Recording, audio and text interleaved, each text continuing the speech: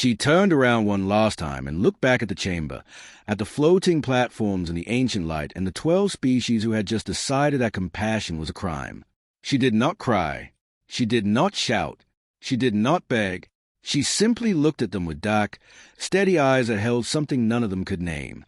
Something that made Soreth K shift uncomfortably on his platform for reasons he would never admit.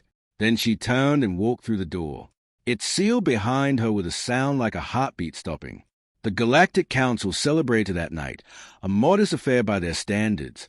The Velori raised a toast to the preservation of order and the wisdom of ancient law. Within a generation, the younger species stopped asking about the humans. Within 10 generations, the histories were archived and forgotten. Within 1,000 years, humanity was nothing more than a half-remembered cautionary tale, the foolish young species that had broken the oldest law and paid the price. The galaxy moved on, as galaxies do, and behind the boundary veil, in the dark and the silence and the exile, 4,000 star systems held their breath, and a species that had been told it was nothing began the long and painful work of becoming something the galaxy had never seen before. The first 10,000 years were the hardest. Anyone who says otherwise was not there to see it. When the boundary veil slammed shut around those 4,000 star systems, humanity did what humanity has always done when cornered and afraid. It turned on itself. Wars broke out within the first century, fought over resources and territory and blame. The old nations of Earth, which had been carried into the stars like flags on a sinking ship, suddenly mattered again in the worst possible way. 3 times in those early millennia, the human species came within a whisper of total extinction. Once through nuclear fire, once through a plague that swept across 7 colony worlds in a single year, and once through a civil war so brutal that entire planets were left as graveyards, spinning silently in the dark. But each time, something pulled them back, and that something was a Dralin. The Dralin, who had been sealed inside the veil alongside humanity as punishment for having been saved, had every reason to resent the species that had dragged them into exile. Instead, they did something that no one expected. They stayed. When the human worlds burned, the Dralin opened their doors to refugees. When human children went hungry, Dralin families shared what little they had. And when the last great civil war threatened to end everything, it was a Dralin elder named Roth who walked into the peace talks with her golden eyes full of tears and said, in her broken and beautiful version of human language, "You saved us when no one else would, and now we will save you, because that is what family does." The war ended 3 days later. Humanity never forgot that. Not in 10,000 years. Not in 100,000. Not ever. And from that moment, something changed. A new philosophy began to spread across human space, born not in a university or a government building, but around a campfire on a Dralin colony world, where human and Dralin children sat together and asked the simplest and most powerful question any thinking creature can ask. If someone is hurting, and we can help, why would we not help? They called it the obligation. It was not a law. It was not a religion. It was simply a promise that those who have the power to help carry the duty to do so. Not because they are commanded to, but because that is what it means to be alive and aware and capable of love. And with the obligation burning in their hearts like a quiet, steady flame, humanity began to build. They found other species inside the veil. Small, fragile, pre-sentient creatures on dozens of worlds who were struggling to survive, who would have lived and died without ever knowing that stars were suns, that the lights in the sky were places you could go. Humanity uplifted every single one of them. Carefully, gently, with patience that took generations, they helped species after species find their way to awareness in language and science. Never forcing, never conquering, always asking, always teaching, always stepping back when the new species was ready to walk on its own. Within 100,000 years, the space inside the boundary veil was home to 4 to 7 spacefaring civilizations, all of them bound together not by conquest or trade agreements, but by gratitude and shared purpose. They called themselves the Kindred Accord, and then the real transformation began. Human scientists, working alongside Dralin physicists and engineers from a dozen other uplifted species, began to push the boundaries of what was possible. And they pushed hard. They cracked dimensional folding in year 142,000, which meant they could step between layers of reality the way a person steps between rooms in a house. They harnessed zero-point energy from a quantum foam of space-time itself in year 203,000, which meant they would never run out of power, not if every star in the veil went dark at once. They developed post-biological consciousness in year 310,000, which meant that any being who chose it could transfer their mind into a form that would never age and never die. Though many humans chose to remain in their original bodies, because they believed that flesh and bone and heartbeats were not limitations but gifts. They seeded dead world with engineered ecosystems in year 450,000, turning barren rocks into gardens that bloomed with life designed to be beautiful for no reason other than that beauty matters. And by year 500,000, human technology had become something that the Galactic Council would not have been able to understand even if they had been watching, because it was no longer technology in any way the Council would recognize. It was woven into the fabric of reality itself, as natural as gravity, as invisible as air. But here's the part that mattered most. At any point during those 500,000 years, humanity had the power to choose what kind of future they wanted. They could have become conquerors. They could have become tyrants. They could have returned to the galaxy that had cast them out and shown them what it meant to be afraid. And they chose not to. They chose, instead, to build a future where every single being had a place. Where power did not come from domination, but from shared existence. Where beauty and life flourish in every decision. That is the heart of what they became. By year 800,000, humanity could have torn down the boundary veil and walked out. They had the power to do it by year 150,000 at the latest. And some argued fiercely that they should, that the Council deserved to see what its cruelty had created, that justice demanded a reckoning. The debate lasted centuries. In the end, they chose to wait. Not because they were afraid. Not because they had forgiven, but because they understood something that the Council never had, that power without wisdom is just violence with better tools, and that if they returned as conquerors, they would prove every terrible thing the Council had ever believed about them. So they waited, and they watched, because the veil kept things out, but it did not keep human eyes from looking through. For hundreds of thousands of years, they observed the galaxy beyond their prison, and saw exactly what they expected to see: stagnation, decay, the slow rot of civilizations that had chosen comfort over growth and law over compassion. And then, in year 799,000, they saw something else. They saw the hollowing. It started at the edge of the galaxy, in the places where no one important lived. And it moved slowly at first, a star here, a system there, simply ceasing to exist, leaving behind nothing, not even empty space, just a wrongness where something used to be.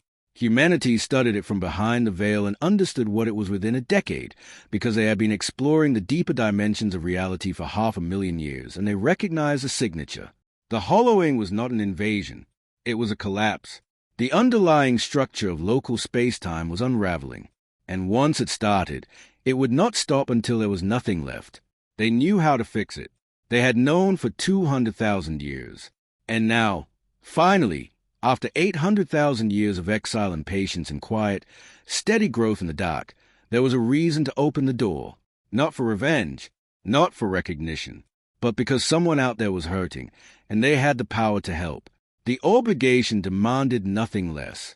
On a quiet morning on the Drahlan homeworld, in a garden that smelled of rain and alien flowers, a woman named Amora sat with Elder Kavi of the Drahlan High Council and said, simply, "It is time." Kavi looked at her with those wide golden eyes that had not changed in 800,000 years. "They will not deserve you," he said softly. Amora smiled. It was a sad smile, the kind that comes from knowing something true and painful. That was never the point. The diplomatic fleet that the Galactic Council sent to the Boundary Veil was not impressive by anyone's standards, and that was on purpose. Vorin K, the current High Arbiter and a distant descendant of the one who had banished humanity all those centuries ago, had made sure of that. He sent only 3 ships, the smallest of Velorai had, crewed by junior officers who were told this was likely a waste of time. There will be nothing behind that wall but ruins and silence. Vorin had told the Council when the vote to make contact barely passed. The humans were a primitive species with limited resources, sealed inside a cage for 800,000 years. They are extinct, and this mission will prove it. And then we can focus on the actual crisis. The young Velori archivist Tellenrose had been the one to find the old records about humanity, buried so deep in the Council's databases that they had not been accessed in over 400,000 years. And she had been the one to stand before the full Council and argue that the humans might still be alive and might be able to help with the hollowing. They had laughed at her. Not all of them, but enough. And Voronke had looked at her with those pale ancient eyes and said, "You are young, and you are frightened, and fear makes fools of us all." But the hollowing had taken 3 more star systems that week, and the Council's greatest scientists still could not even explain what it was, let alone stop it. So the vote passed by the thinnest margin in Council history, and the 3 little ships were sent on their way. The journey to the Boundary Veil took 11 days through jump gates, and Commander Sarif, who led the tiny fleet, spent most of that time writing letters of family that she saved but never sent, because she had a feeling in her stomach that she could not name and did not like. When they arrived at the coordinates where the Boundary Veil was supposed to be, Commander Sarah stood on her bridge and stared at the view screen and felt the floor tilt under her feet, even though the ship's gravity was perfectly stable. The veil was gone. In its place, floating in the gentle light of a nearby star, was a single structure, small enough to fit inside the commander's ship, shaped like a seed, glowing with a warmth that made every crew member who looked at it feel inexplicably like they were coming home after a long journey. Sarif's science officer ran every scan they had. The results made no sense. The structure appeared to be made of nothing, or perhaps everything, and it was radiating an energy signature that did not match any known technology in the Council's databases. "Commander," the communications officer said, in a voice that was very carefully not shaking, "we are being hailed." "On screen," Sarah said. The face that appeared was not what any of them expected. It was a human face. A woman, dark-skinned, dark-eyed, with laugh lines at the corners of her mouth and silver threads in her black hair. She wore simple clothes that looked like they could have been made on any ordinary world. And she was smiling, the way a person smiles when a friend arrives late to dinner. "Hello," the woman said. "My name is Amora, and I represent the Kindred Accord. We have been expecting you." She paused, and her smile widened. "And I have to say, it took you a bit longer than we thought." Commander Sarif opened her mouth. "Close it again. You are human," she managed. "Very much so," Amora said. "Would you like to come inside?" What happened next would be talked about for 10,000 years. The 3 small council ships followed Amora's signal through the space where the veil had been. And on the other side, they found something that broke every assumption they had carried with them. There were thousands of worlds, green and blue and gold, orbiting stars that burned with a steadiness that seemed almost intentional, connected by pathways of light that ships traveled along without engines, without fuel, without any visible means of propulsion. There were cities that floated in the atmospheres of gas giants, forests that grew on the surfaces of moons, stations that drifted between stars like seeds on a breeze. And everywhere, there was life, not just human life, but dozens of species, hundreds of species that the Council had classified as non-viable and forgotten about 500,000 years ago. All of them alive, all of them thriving, all of them going about their days with the easy confidence of people who had never known want. Commander Sarif's science officer wept openly at her console, not from sadness, but from the sheer overwhelming beauty of it. "This is impossible," Sarif whispered. "No," Amora said gently, through the communication channel. "This is what happens when you decide that no one gets left behind." They landed on a world called Verith Reborn, the new homeworld of the Dralin, named in honor of the dying planet they had been rescued from so long ago. It was the most beautiful world Commander Sarif had ever seen. Forests of silver-leaf trees, oceans that glowed faintly blue at night, cities built not on the land, but woven into it as if the buildings had grown from the earth itself. Elder Kavi of the Dralin was waiting for them. He was tall for a Dralin, with fur that had gone white with age and golden eyes that held 800,000 years of memory. And he looked at the Council diplomats the way a person looks at a photograph of someone who hurt them a very long time ago. "They were punished for saving us," Kavi said. His voice was calm, but his eyes were not. "We have never forgotten. Have you?" No one answered. A week later, Amora stood in the Grand Conclave Chamber, the same chamber where Asha Mbeki had stood 800,000 years before.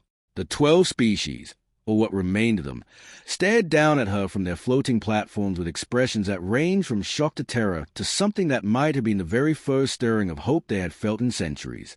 Vorin K sat on the highest platform. His face was a mask, but his hands were gripping the armrests of his chair so tightly that his knuckles had gone white. Amora did not make a speech. She did not demand an apology. She did not list humanity's accomplishments. She did not throw the Council's cruelty back in their faces. Instead, she held up a small device, no larger than her palm, and she said, "This contains a complete analysis of the phenomenon you call the hollowing.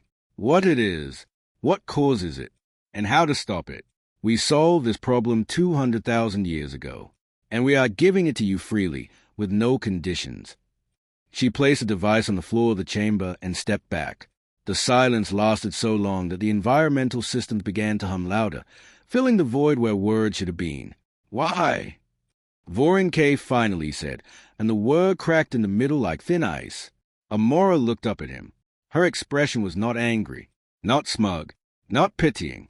It was simply kind, the way a person is kind when they have carried a hurt for so long that it has turned into something gentler.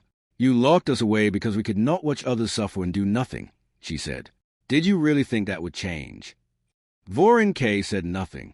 Around the chamber, on platform after platform, the representatives of the galaxy's oldest civilization sat in their ancient seats and felt something they had not felt in 800,000 years. Shame! The work of stopping the hollowing began within days, and it was nothing like what the Council expected. They had imagined massive warships, perhaps all planet-sized machines that would push back the darkness with raw power, because that was how the Council had always solved its problems, with force, with scale, with a blunt application of overwhelming strength. Instead, the humans sent small teams, groups of 3 or 4, sometimes 5, arriving on Council worlds with nothing but the clothes on their backs and devices so small they fit in a pocket. And they would sit down with the local scientists and engineers and begin to explain, slowly, patiently, concepts that made the finest minds in the galaxy feel like children learning to count. Think of space-time not as a fabric, but as a song. A human engineer named Davi told a room full of KTH physicists on the third day, drawing diagrams in the air with light that came from his fingertips. The hollowing is not tearing the fabric. It is a place where the song has forgotten its own melody, and what we need to do is remind it. The KTH physicists stared at him. "That is not physics," one of them said. "It was not physics 500,000 years ago," Davi said, with a warm grin. "Now it is." And the thing that shook the Council species to their core was not the technology. It was the way the humans behaved. They were kind, not kind in the distant, formal way of the Velori, who were polite the way a wall is smooth, but kind in a way that felt personal and real and warm, the way a neighbor is kind when they bring food to your door without being asked. Human engineers stayed up through the night cycle, helping Council scientists understand principles that humanity had mastered hundreds of thousands of years ago. And they never once made anyone feel stupid for not understanding. And they never once reminded anyone that the species asking for help was the same species that had locked them in a cage. It was this kindness, more than anything, that terrified Vorin K. He sat in his chambers in the weeks after Amora's appearance and felt something growing inside him that was worse than fear. It was irrelevance, and he knew it, and he could not stop it from eating him alive. If the humans saved the galaxy, then everything the Council had stood for was finished. The hierarchy, the ancient laws, the idea that the elder species knew best and had the right to decide who mattered and who did not. Everything his ancestor Soreth K had built would be dust, and so Vorin began to gather allies in the shadows. There were others who felt as he did, representatives of species who had held power for so long that they could not imagine a universe where they did not. And they met in secret chambers and spoke in encrypted channels and told themselves that what they were doing was necessary, that the humans were a threat. No species could be this generous without hiding something dark underneath, Vorin told his coalition. No one gives without wanting something in return. The humans are patient, I will grant them that. But patience is just a long road to conquest, and we will not be ruled by the species we threw away. They devised a plan. The humans had placed stabilization arrays at key points across the galaxy, small devices that reinforce the structure of space-time in the areas most vulnerable to the hollowing. Each array protected an entire star system, sometimes more. Vorin's coalition identified a critical array in the Tessara system, home to a gas giant orbited by 12 moons, 6 of which were inhabited by nearly 2 billion members of the Lithra species. They planted a disruption code in the array's support systems, designed to look like a natural malfunction. And they waited. Meanwhile, Tellen Rose was spending her evenings in a garden on a Kindred Accord world, sitting across from Amora and asking questions that she had carried for years. "Were you angry?" Tellen asked one night, with the alien stars burning above them and the scent of flowers she had no name for filling the air. "When you were first banished, were you angry at us?" Amora was quiet for a long time. "We were furious," she said, and there was no attempt to hide it. "For thousands of years, we were so angry that it nearly destroyed us. There were generations who taught their children nothing but hatred for the Council, who built their entire identities around the injustice that had been done to them." She paused and looked at her hands. "But anger is a fire, Tellen, and fire does not care what it burns. We watched it consume families and communities and entire worlds. And eventually, we had to make a choice. We could be the species that was wronged, or we could be the species that was right. And we could not be both." "You chose," Tellen said. Amora smiled.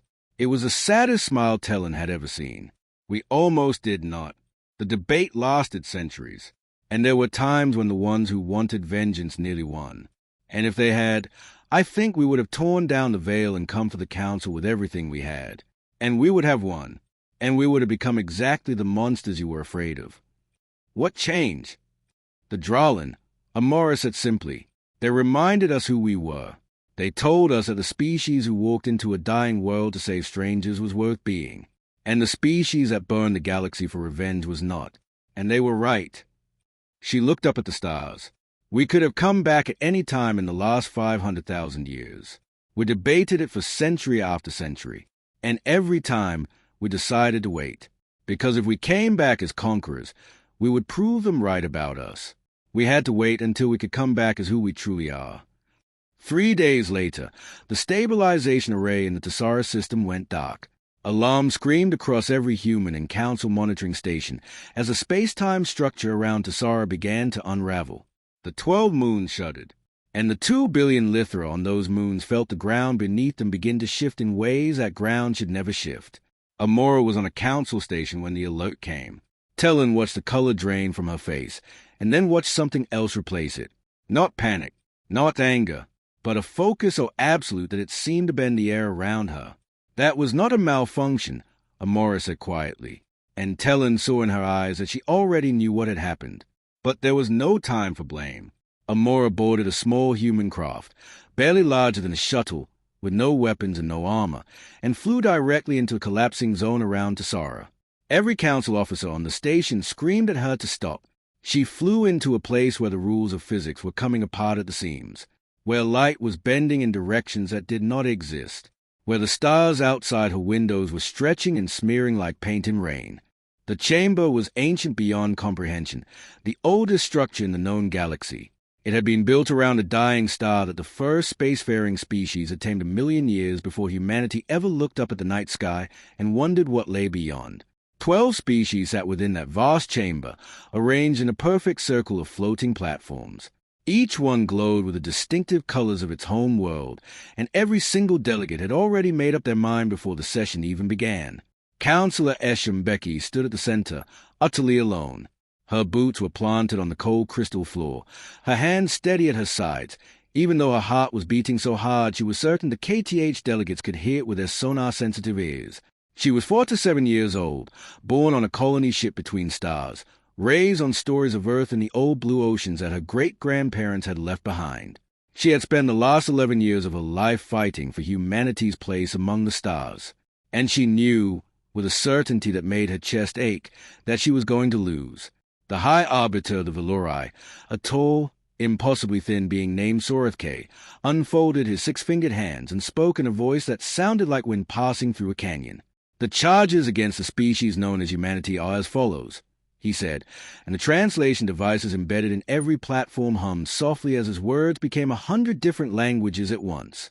In violation of the Doctrine of Natural Ascension, the most sacred law of this conclave, the humans did willfully and deliberately intervene in the evolutionary path of a pre-ascension species designated Dral 7, native to the dying world of Verith Prime.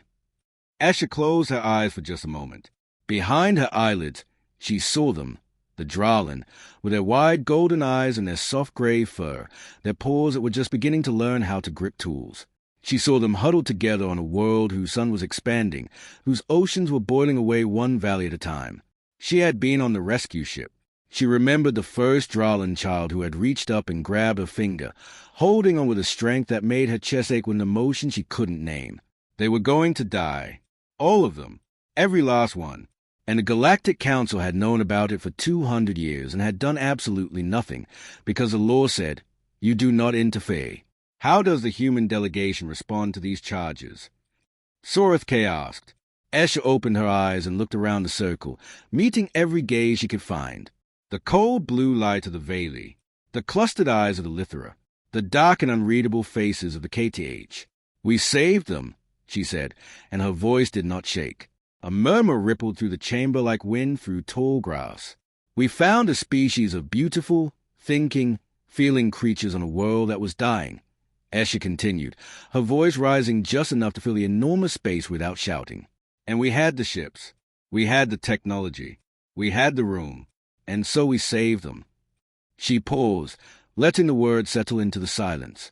The Doctrine of Natural Ascension says that no species may interfere with the evolutionary path of another. And I understand why that law exists. I truly do. It exists to prevent exploitation, to prevent empire building, to prevent the strong from reshaping the weak in their own image. She took one step forward, her boots clicking against the crystal floor. But the Dralin were not going to evolve. The Dralin were going to be dead. Every single one of them, burned alive on a world they did not have the technology to escape. And you all knew it. Her voice grew sharper now, cutting through the air like a blade. Every species in this chamber received the survey data 2 centuries ago, and not one of you lifted a finger. The silence that followed was so deep it felt like the vacuum of space had crept into the room. "We could not watch them die," Asha said, and now her voice was quiet, almost soft, the kind of quiet that cuts deeper than any scream. "We are human, and we could not watch them die and do nothing. And if that is a crime..." She spread her hands, palms up, in a gesture of surrender. "Then I do not know what kind of galaxy this is." Sorith K stared at her for a long time, his ancient eyes unblinking, and then he turned to the circle. "The council will vote." It took less than 3 minutes. Every vote was the same. Banishment. Asha stood perfectly still as the sentence was read aloud, as the details were laid out in that calm and terrible voice. Humanity would be stripped of all star charts. All jump gate access would be severed. All trade agreements dissolved, and a boundary veil would be erected around a remote arm of the galaxy containing roughly 4,000 star systems. Humanity would be sealed inside, with no way out and no way to call for help. The Dralin, because they had been contaminated by human contact, would be sealed inside as well. When it was done, Sorith K looked down at Asha one final time. "You are children playing with fire in a house of glass," he said, and there was something in his voice that might have been pity or might have been contempt. "When the glass is gone, you will have nothing but ashes." The guards came then, tall Velori soldiers in armor that shimmered like liquid silver. They escorted the human delegation toward the exit, and the other species watched them go with expressions that ranged from relief to indifference to something that might have been curiosity. At the door, Asha stopped. She reached the dead array, and she stepped outside her ship in nothing but a thin environmental suit, and she placed her hands on the device, and she sang to it, not with her voice, but with something deeper, something that lived in the space between atoms, a frequency that only a human who had spent 800,000 years learning the language of reality could speak. The array woke up. The collapse stopped. 2 billion Lithra would never know how close they came to simply ceasing to exist. When Amora returned to the council station, she was shaking. Her nose was bleeding. She could barely stand. And Tellin caught her before she fell. The investigation took less than a week, because the humans had technology that could read the fingerprint of interference the way a person reads words on a page. And Vorin KS Coalition was exposed in full. The arrest of a sitting High Arbiter had never happened in the history of the Galactic Council. And when Vorin was led away by his own guards, the chamber was so quiet that you could hear the hum of the station's engines 3 levels below.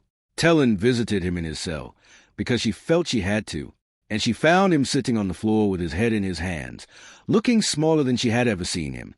The Velori High Council has voted to issue a formal apology to humanity, she told him. It is the first such apology in our species' history. Vorin looked up at her with eyes that were red and empty. I want to ask her something, he said. Amora came. She stood outside his cell and looked at him without hatred and without pity. Just a calm and steady gaze that held more years of history than he could comprehend. How? Vorin asked, and his voice was a whisper. How can you not hate us? After everything, after 800,000 years in a cage, how can you not hate us? Amora was silent for a moment, and when she spoke, her voice was gentle. We did, she said. For a long time, we did. But hate is a cage, Vorin, and we had already been in one long enough.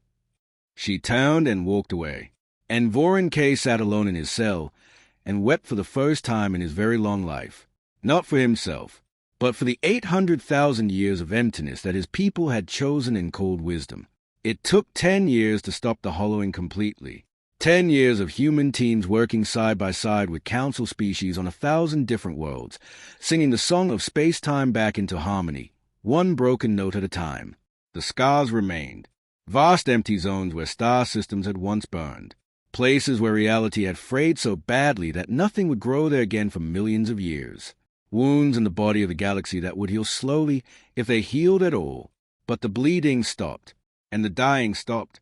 And for the first time in decades, the species of the galaxy went to sleep without wondering if they would wake up to find another piece of the universe simply gone. Humanity shared everything, every technique, every theory, every tool they had developed in their 800,000 years behind the veil. They gave it all away freely, with no conditions and no contracts and no demand for repayment. When the KTH Dominion offered to pay, Amora shook her head and said, You cannot pay for a gift. And you should not try, because the moment you put a price on help, it stops being help and starts being commerce. When the Lithera Collective offered territory, she said the same thing. When the Velori, still reeling from the shame of Vorin K's betrayal, offered to formally restore humanity's seat on the council with the highest rank and the most authority, Amora paused for a long time before answering. We are grateful, she said, standing in the Grand Conclave chamber for what she knew would be the last time. But no. A murmur swept through the assembled species. The council was built on a hierarchy, Amora continued.